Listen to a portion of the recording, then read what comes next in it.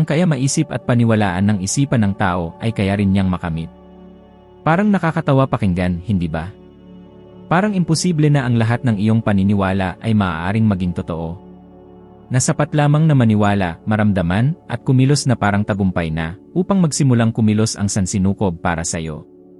Ngunit paano kung sabihin ko sa iyo na ang pangungusap na ito ay nasubukan, napatunayan, at nagbago ng buhay ng mga karaniwang tao, ginawang mga milyonaryo, mga pinuno, at mga malikhaing henyo?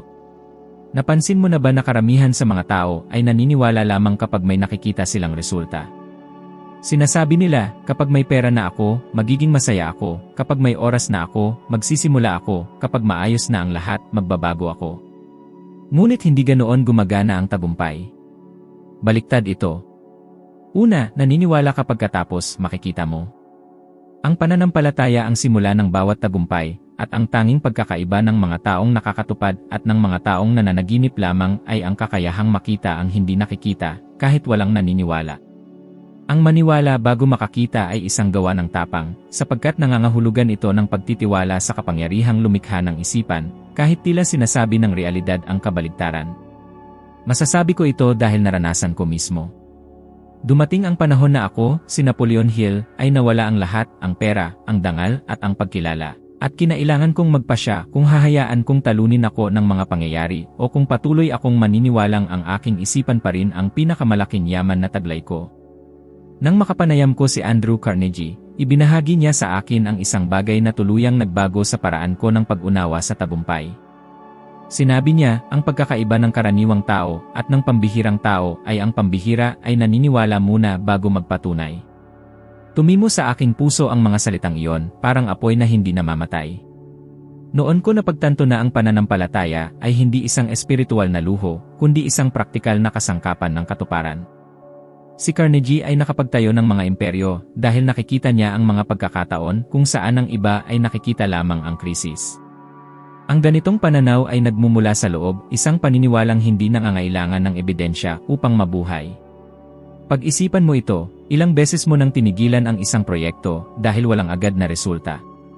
Ilang ideya na ang iyong binitiwan dahil may nagsabing hindi ito magtatagumpay. At kung sakaling ang pagitan ng kung ano ang mayroon ka, at kung ano ang gusto mo ay ang panahon lamang na tumigil kang maniwala. Pinatutunayan ngayon ng makabagong agham ang matagal ko nang nararamdaman mahigit 100 taon na ang nakalipas.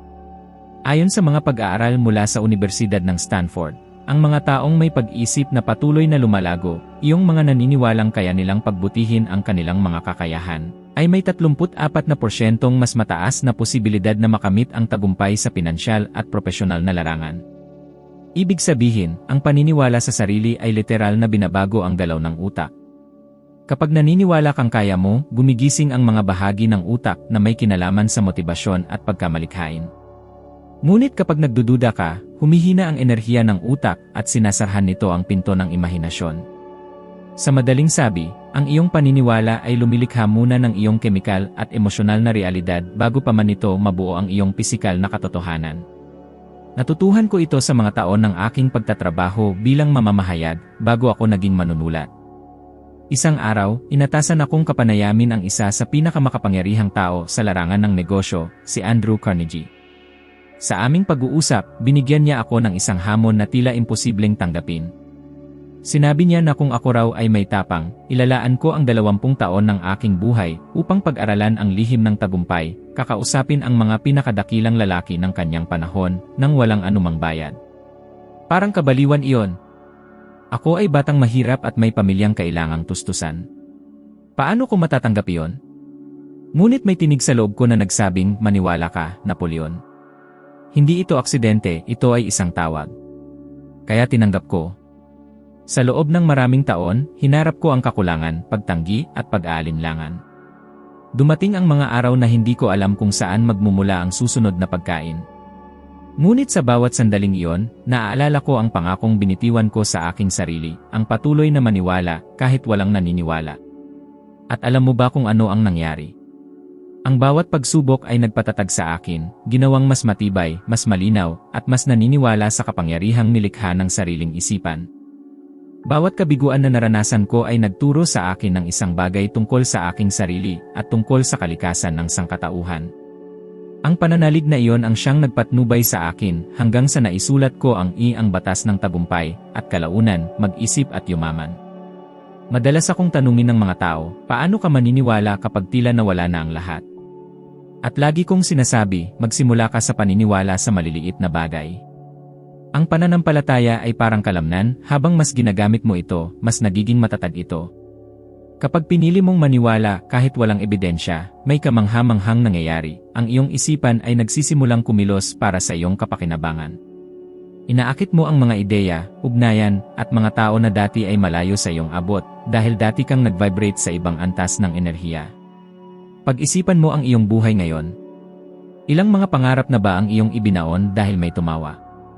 Ilang beses mo nang sinabi sa iyong sarili na hindi ito gagana? Ang takot ay likas, ngunit hindi ito dapat ang magdikta ng iyong kapalaran. Ang pananampalataya ang tulay sa pagitan ng iyong mga hangarin at ng iyong magiging realidad. At kung nag-aalinlangan ka sa iyong kapangyarihan, alalahanin mo, lahat ng dakilang tagumpay sa mundo ay nagsimula sa isang kaisipan at sa isang taong may sapat na tapang upang paniwalaan ito. Kaya gusto kong gawin mo ang isang maliit na eksperimento. Sa loob ng susunod na 7 araw, isulat mo ang isang layunin na tila imposibleng makamit, isang bagay na matagal mo nang ninanais, ngunit hindi mo kailanman lubos na pinaniwalaan na posible. Basahin mo ang layuning ito ng malakas, araw-araw, tuwing umaga at gabi, na may paniniwalang ito ay pag-aari mo na. Hindi bilang isang hiling, kundi bilang isang katiyakan. At pansinin kung ano ang magbabago sa loob mo. Sa simula, maaaring mukhang katawa-tawa. Ngunit habang inuulit mo ito, unti-unting humihina ang pagdududa at ang iyong isipan ay nagsisimulang maghanap ng mga ebidensya ng iyong paniniwala. Diyan nagsisimula ang pagbabago.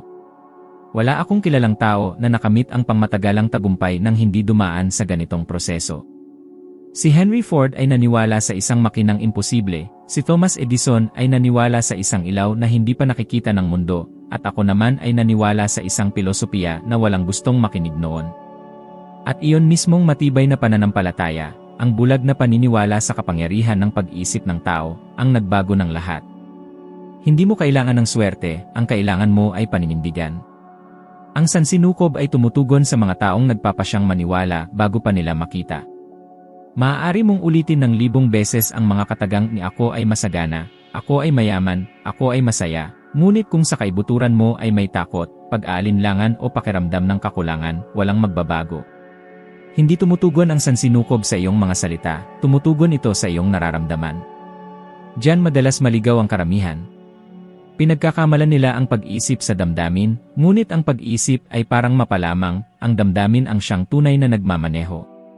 Kapag tunay mong naramdaman ang isang bagay, ang buong katawan mo ay umaayon sa enerhiya nito. Maniwala ka, ang pisikal na mundo ay refleksyon lamang ng enerhiya na pinapadaloy mo mula sa loob. Naalala ko nang una kong makilala si Henry Ford. Noon, itinuturing siyang isang mapanagutang mapangarapin. Ang ideya ng paggawa ng makinang may 8 silindro sa iisang bloke ay tinatawanan ng mga inhinyero. Lahat sila ay nagsabi, imposible yon. Ngunit hindi lang naniwala si Ford, naramdaman niya ito. Kumilos siya, nagsalita, at namuhay na parang umiiral na ang makinang iyon. Inutusan niya ang kanyang koponan na magpatuloy, kahit paulit-ulit silang nabigo sa loob ng maraming buwan, at pagkatapos, sa loob ng maraming taon. At isang araw, nangyari ang tinatawag nilang imposible. Nabuo ang makinang iwalo, at nagbago ang mundo magpakailanman. Hindi teknikal na kaalaman ang nagpatotoo sa kanyang pangarap, kundi ang emosyonal na pananalig na pinanghawakan ni Ford, kahit walang nakikitang resulta. Ngayon, ipinaliliwanag ng agham ang bagay na matagal nang alam ng mga katulad ni Ford at iba pang mga tagapagtagumpay. Ayon sa mga pananaliksik ng Unibersidad ng Harvard, hindi alam ng utak ng tao ang kaibahan ng isang karanasang tunay at isang karanasang malalim na iniisip. Ibig sabihin, kapag naramdaman mo nang may matinding paniniwala ang isang bagay, kumikilos ang iyong utak na para bang ito ay totoo na. Naglalabas ito ng parehong mga kemikal, lumilikha ng parehong mga koneksyon, at inihahanda ang katawan upang ihanay ang realidad sa nararamdaman mo. Iyan ang dahilan kung bakit ang taong puno ng takot. Ang takot ay umaakit ng mas maraming sitwasyon na nagdudulot ng higit na takot. At ang taong marunong magpasalamat ay umaakit ng mas maraming dahilan upang magpasalamat pa. Ang damdamin ay parang binhing di nakikita na nagbibigay ng mga nakikitang bunga. Ngunit may isang bagay na kapansin-pansin, karamihan sa mga tao ay nabubuhay na bihag ng maling emosyon. Sinasabi nilang nais nilang umunlad, ngunit ginugugol nila ang buong araw sa pag-aalala sa mga utang. Nais nilang magmahal, ngunit nabubuhay sila sa galit at sama ng loob sa nakaraan. Nais nilang maging malaya, ngunit nakakaramdam sila ng pagkakasala tuwing iniisip nila ang kanilang sarili. Para itong pagtatangkang makinig sa tamang estasyon ng radyo, habang iniikot mo ang pindutan sa kabaligtarang direksyon. Maaari mong naisin ang isang bagay ng buong puso, ngunit kung ang damdamin mo ay kabaligtaran nito, hindi kailanman darating ang resulta. Hindi nauunawaan ng universo ang mga salita, ang nauunawaan nito ay ang dalas. Natutuhan ko mismo ang araling ito sa paraang masakit. Dumaan ako sa panahong tila lahat ay bumabagsak. Hindi nabibenta ang aking mga aklat, dumarami ang mga utang, at unti-unting nawawala ang pag-asa. Isang araw, habang naglalakad mag-isa, napagtanto ko na ako'y naging bilanggo ng sarili kong mga negatibong kaisipan. Nagsasalita ako tungkol sa tagumpay, ngunit ang nararamdaman ko ay pagkatalo. Doon ko napagpasyahang magbago. Tumigil ako sa paulit-ulit na pagbigkas ng mga salita, at sinimulang maramdaman ang tunay na kahulugan ng mga ito. Isinasara ko ang aking mga mata at iniisip kong nakatayo ako sa harap ng napakalaking entablado, ibinabahagi ang aking pilosopiya sa napakaraming tao. Ramdam ko ang init ng mga ilaw, ang tunog ng palakpakan, at ang damdamin ng karangalan sa dibdib ko. Tila totoong-totoo na pati katawan ko ay tumutugon. At makalipas ang ilang panahon, nagsimulang dumating ang mga pagkakataon, isa-isa, hanggang sa tuluyang nagbago ang aking buhay. Ang karaniwang pagkakamali ng marami ay iniisip nilang kailangan munang mangyari ang magagandang bagay bago sila makaramdam ng kasiyahan. Ngunit kabaligtaran ang totoo, nagsisimulang maging maayos ang lahat kapag maayos na ang iyong pakiramdam. Ang damdamin ang lumilikha ng galaw. Ito ang gasolina ng pagganap. Isipin kung paano nagiging magaan ang araw mo kapag nagigising kang masigla, tila mas maaliwalas ang lahat. Mas maraming ngiti, mas madaling malampasan ang mga bagay, mas maayos ang daloy ng oras. Hindi iyon pagkakataon, iyon ay dalas ng enerhiya. Ngunit may isang mahalagang detalye, ang maramdaman ay hindi pilitin. Walang saysay ang subukang kumbinsihin ang sarili kung sa loob mo ay may labanan. Kailangang baguhin ang pakiramdam sa pamamagitan ng paulit-ulit na paggunita at masiglang pag-isip. Kapag nag-visualize ka ng may emosyon, unti-unting tinatanggap ng iyong isip sa ilalim ng kamalayan ang imaheng iyon bilang totoo. Ganyan nire-reprograma ang isang paniniwala. Subukan mo ito sa simpleng paraan. Sa mga susunod na araw, isara mo ang iyong mga mata tuwing umaga at isipin mong natamo mo na ang iyong hangarin. Damhin ng bawat himaymay ng katawan mo ang ginhawa, ang tuwa, at ang pasasalamat ng pagkamit nito. Hayaan mong punuin ng damdamin ang iyong buong pagkatao hanggang sa maging pamilyar ito. Sa simula, maaaring pakiramdam mo ay peke, ngunit habang inuulit mo ito araw-araw, unti-unti itong paniniwalaan ng isip mo. At kapag naniwala na ito, kusang nagbabago ang iyong kilos. Magsisimula kang kumilos ng iba, magsalita ng iba, mag-isip ng iba. At tutugon sa iyo ang mundo. Isipin mo ang mga taong binago ang kanilang realidad sa pamamagitan ng damdaming pinanghawakan nila. Si Steve Jobs ay minsang nagsabi na hindi alam ng mga tao kung ano ang gusto nila hanggang sa ipakita mo ito sa kanila. Nararamdaman niya ang hinaharap bago pa man niya ito malikha. Si Walt Disney naman ay tinawag na baliw nang inisip niyang gumawa ng parke ng libangan na tanging sa kanyang isipan lamang umiiral noon. Ngunit sabi niya, kung kaya mong mangarap, kaya mong gawin. At kapag nangangarap siya, hindi lang niya ito nakikita, nararamdaman niya ang bawat detalye, bawat ngiti, bawat kulay, bawat tunog. Iyan ang tunay na lakas ng paglikha, ang maramdaman na tila ito'y totoo na. Ngayon, pag-isipan mo ang sarili mong buhay. Ano ang naramdaman mo nitong mga nakaraang araw? Pag-aalala, takot, kakulangan. Ang mga damdaming ito ay palatandaan na hindi ka tumutugma sa dalas ng iyong mga hangarin. Baguhin mo ang iyong nararamdaman at magbabago ang iyong mga resulta. Hindi ito mahika, ito ay batas ng kalikasan. Ang universo ay parang salamin, ibinabalik nito sa iyo kung ano ang iyong ipinapadala. Ang emosyon ay ang pinakamakapangyarihang wika na umiiral, at ito lamang ang wikang nauunawaan ng universo. Kaya bago ka humiling ng anuman, tanungin mo muna ang iyong sarili, ano ang nararamdaman ko ngayon? Dahil sa huli, hindi ang iniisip mo ang lumilikha ng iyong buhay, kundi ang iyong nararamdaman. Ang paniniwala at damdamin ay parang gasolina na nagbibigay lakas, ngunit kung walang pagkilos, walang mangyayari. Ang pananampalataya na walang gawa ay tulad ng bangkang walang sagwan, lumulutang, ngunit hindi umaandar. Ang pag-iisip ang lumilikha ng pananaw, ang damdamin ang nagbibigay ng enerhiya, ngunit ang pagkilos ang siyang nagtatayo ng tulay sa pagitan ng pangarap at katotohanan. Natutunan ko ito sa pinakamasakit na paraan, noong mga taong isinulat ko ang batas ng tagumpay. Maraming gabi akong hindi nakatulog, nagtataka kung may sinuman bang makikialam sa mga salitang sinusulat ko. Ang pagdududa ay palaging naroon, ang mga puna ay pumapalibot, at ang kakulangan ay kumakatok sa pintuan. Ngunit may isang tinig sa loob ko na paulit-ulit na nagsasabi, magpatuloy. At bawat pahinang aking naisulat, kahit walang katiyakan ng tagumpay, ay naglalapit sa akin sa tadhanang pinili kong tahakin. Noon ko natutunan, ang pagkilos na may pananampalataya ay tulad ng paglalakad sa dilim na nagtitiwalang lilitaw ang daan sa bawat hakbang. Ang takot ang pinakamalaking kaaway ng pagkilos. Nakakatawa sapagkat hindi naman ito umiiral sa hinaharap, nililikha lang ito ng ating imahinasyon. Hindi nabibigo ang mga tao dahil hindi nila alam ang dapat gawin, kundi dahil hinihintay nilang maramdaman na sila ay handa na. Ngunit ang totoo, walang sinuman ang ganap na handa. Natutuklasan mo lamang ang lakas mo kapag sinimulan mong gamitin ito. Noong nakapanayam ko si Thomas Edison, tinanong ko kung paano niya nakayanan ang mabigo ng higit sa 1,000 beses bago niya napailaw ang bombilya. Tumawa siya at sinabing, hindi ako nabigo ng 1,000 beses, natuklasan ko lamang ang 1,000 paraan kung paano hindi gumawa ng bombilya. Malalim ang naging tatak ng sagot niyang iyon sa akin. Para kay Edison, ang pagkakamali ay hindi hadlang kundi bahagi ng proseso. Alam niya na ang kabiguan ay hindi kabaligtaran ng tagumpay, ito mismo ang proseso ng pagbuo nito. Doon ko napagtanto na ang takot ay nagpapapigil dahil ginagawang kahihiyan ang pagkakamali, at ang kahihiyan ay pumapatay sa kabustuhang sumubok. Ang pagkilos ang lunas sa takot. Sa tuwing mararamdaman mo ang takot, gumawa ka ng isang hakbang, kahit maliit lang. Ganito nawawala ang lakas ng takot sa pagharap dito habang kumikilos. Napatunayan din ito ng agham. Ipinakita ng mga pag-aaral sa sikolohiya ng pag-ugali na kapag paulit-ulit na ipinagpapaliban ng tao ang isang desisyon, itinuturing ng utak ang hamon bilang panganib at sakit.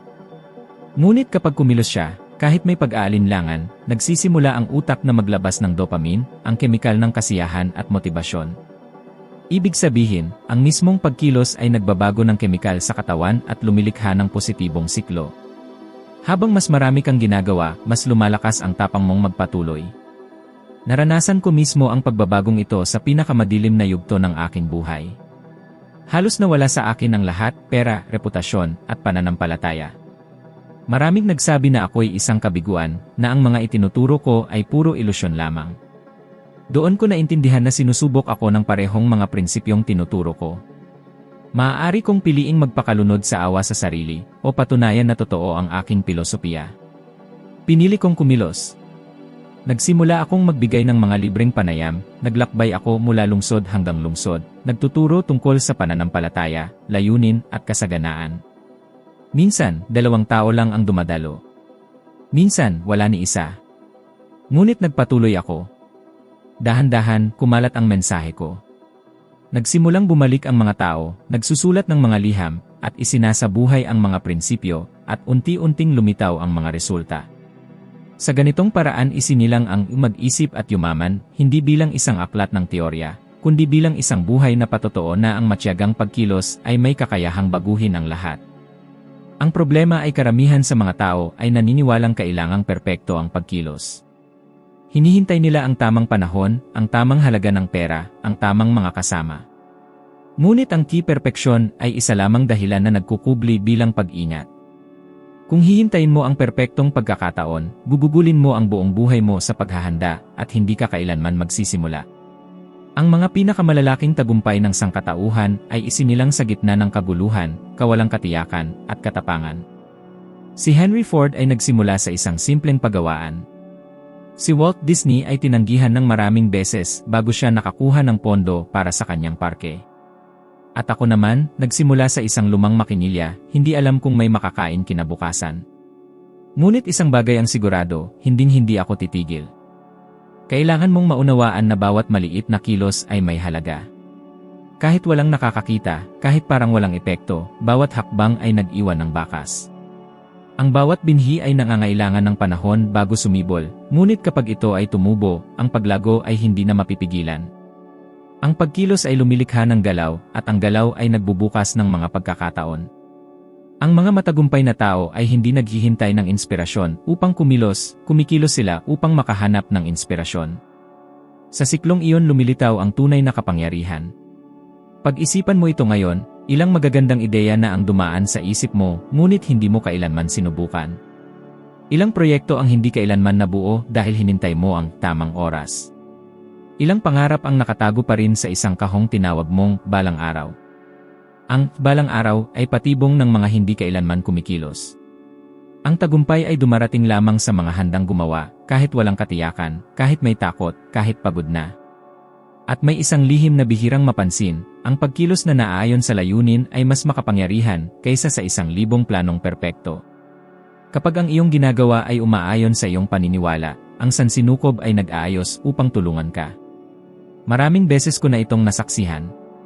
Mga ordinaryong tao na binago ang buong buhay nila dahil lamang pinili nilang magsimula. Ang kaibahan sa pagitan ng taong nagnanais at ng taong nakakatupad ay nasa isang simpleng salita, kumilos. Maaari kang maglaan ng maraming taon sa pag-aaral, pagpaplano, at pangangarap, ngunit walang makapapalit sa kapangyarihan ng unang hakbang. Ang tagumpay ay hindi bunga ng pagmamadali, kundi ng pagkakapare-pareho.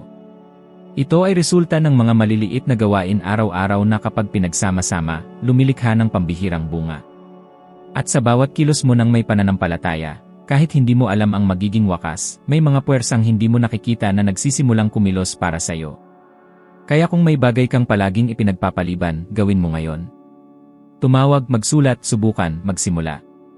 Hindi mahalaga kung maliit lang, ang mahalaga ay totoo. Ang mundo ay hindi nagbibigay gantimpala sa mga intensyon, kundi sa mga pagkilos. Maniwala, maramdaman, at kumilos. Sapagkat kapag sabay naglalakbay ang pananampalataya, damdamin, at pagkilos, ang tila imposibleng bagay ay nagiging tiyak. Dumating sa buhay ko ang isang panahon na parang gumuho ang lahat. Taong 1,929 iyon, nang lamunin ng dakilang depresyon ang mundo na parang bagyong walang nakapaghanda. Maraming negosyo ang nagsara, maraming kayamanan ang naglaho, at ang takot ay kumalat ng mas mabilis kaysa sa anumang sakit. Ako si Napoleon Hill, na nag-alay ng maraming taon sa pagtuturo ng pilosopiya ng tagumpay, ay biglang natagpo ang wala ng pera, walang pag-asa, at may pamilyang umaasa sa akin. Parang sinusubok ng kapalaran ang lahat ng aking pinaniniwalaan. Noon, dinadalaw ako ng pagdududa araw-araw. Madalas kong itanong sa sarili, paano ko ipapangaral ang pananampalataya at kasaganaan kung ang buong mundo ay lumulubog sa paghihirap? Ngunit sa mismong sandaling iyon, nang tila natahimik ang universo, naunawaan ko ang tunay na kahulugan ng mga aral ko mismo. Isinara ko ang sarili ko sa isang simpleng silid, naupo sa harap ng isang walang lamang mesa, at nagpa siyang gamitin sa sarili ko ang mga prinsipyong itinuro ko sa loob ng maraming taon. Sinulat ko ng malinaw ang aking mga layunin, inilarawan sa isip ang buhay na gusto ko, at marubdob kong naramdaman na parang nararanasan ko na yon. Inisip kong muli akong nagtuturo, nagbibigay inspirasyon, at tumutulong sa mga tao na bumangon. Sa simula, tila kabaliwan yon dahil napapalibutan ako ng mga ebidensyang kabaligtaran. Ngunit ang kapangyarihan ay hindi nasa labas, kundi nasa loob ko. Araw-araw, kahit walang nangyayari, pinipilit kong maramdaman at makita sa isip ang larawang iyon ng may buong paniniwala. Hanggang sa isang araw, may nangyaring hindi inaasahan. Nakareceive ako ng tawag. Sa kabilang linya, may boses na nag-alok sa akin ng pagkakataong magturo ng pilosopiya ng tagumpay sa isang programa sa radyo. Parang imposibleng pagkakataon iyon, ngunit totoo. Ang simpleng tawag na iyon ay muling nagpasiklab ng apoy ng pananampalataya sa puso ko. Nakakatuwang isipin kung paanong sinusubok ng buhay kung gaano talaga kalalim ang ating paniniwala. Karamihan ay sumusuko sa mismong sandaling malapit na ang tagumpay. At natuklasan ko na kapag ang iyong isipan ay umaayon sa tamang dalas, ang universo ay gumagawa ng paraan upang sumabay sa iyo. Ilang panahon lang ang lumipas, at nagsimulang mapuno ng mga tao ang aking mga pagtuturo. May mga taong dumarayo pa mula sa malalayong lugar upang marinig lamang ang aking mga salita. Mula sa panibagong yugto ng pananampalataya at muling pagbangon na yon, isinilang ang aking pinakatanyag na aklat na Mag-isip at Yumaman. Hindi ito isinulat mula sa kaginhawahan ng tagumpay, kundi mula sa apoy ng kahirapan. Kaya naman direktang tumatama ito sa puso ng mga taong nagdurusa, sa mga nakakaramdam na gumuho ang mundo, ngunit ayaw sumuko. Nang simulan kong ibahagi ang pilosopiyang ito, napansin kong maraming tao ang may likas na pag-aalinlangan sa sarili nilang kakayahan. Madalas nilang sabihin, ngunit Hill, nasa krisis ang mundo, totoo ang kawalan ng trabaho, at ang mga bayarin ay hindi naghihintay. At lagi kong sinasagot, lahat iyan ay totoo. Ngunit walang magbabago hanggat hindi ka nagbabago. Ang isip ang simula ng bawat pagbabago. Hindi mo malilikha ang kasaganaan kung iniisip mo pa rin na ikaw ay biktima. Ang pag-iisip ng kakulangan ay tulad ng isang di nakikitang angkla, habang lalo mo itong pinanghahawakan, lalo nitong pinapabigat ang iyong paglalakbay. Sa kasalukuyan, pinatutunayan ng agham sa utak ang matagal ko nang naramdaman noon. Ipinapakita ng mga pag-aaral na muling inaayos ng utak ang sarili batay sa mga dominanteng kaisipan. Kapag paulit-ulit mong inuulit ang emosyon ng takot at pag-aalala, pinatitibay mo ang mga koneksyong neural na nagbubuklod sa iyo sa kakulangan. Ngunit kapag isinasabuhay mo ang pasasalamat, paggunita, at positibong damdamin, pinapagana mo ang mga bahagi ng utak na may kaugnayan sa pagkamalikhain at paglutas ng problema. Ito ang dahilan kung bakit tila maswerte ang ilang tao, hindi sila umaakit ng swerte, kundi ng mga pagkakataong dati hindi nila napapansin. Kaya nais kitang anyayahan na sumubok ng isang simpleng eksperimento. Sa loob ng susunod na 7 araw, tuwing pagkagising at bago matulog, ipikit mo ang iyong mga mata at imahinahin ang tagumpay na iyong ninanais. Ngunit huwag mo lamang itong isipin, damhin mo ito. Damhin ang kapanatagan ng kasaganaan, ang pagmamataas ng pagkamit ng layunin sa sariling pagsisikap, at ang gaan ng pamumuhay sa kasaganaan. Gawin mo ito na parang binabalikan mo ang isang alaala, hindi parang naglalangka lamang ng pantasya. Ang tunay na pagkakaiba ay nasa damdamin. Kapag tunay mong nadama ito, itinatala ng iyong utak ang larawang iyon bilang totoo at nagsisimulang maghanap, nang hindi mo namamalayan, ng mga paraan upang ito'y maisakatuparan. Iyan ang sandali kung kailan nagiging kakampi ng espiritu ang isip. Tandaan mo, hindi dumarating ang tagumpay mula sa labas papasok, ito ay namumukadkad mula sa loob palabas. Hindi mo kailangang makita upang maniwala, kailangan mong maniwala upang makakita. Lahat ng iyong minimithi ay umiiral na bilang posibilidad, naghihintay lamang na ikaw ay tumugma sa wastong dalas upang ito ay maipakita sa iyong realidad. Ang pananampalataya ang mitsa, ang damdamin ang gasolina, at ang aksyon ang sasakyang magdadala sa iyo roon.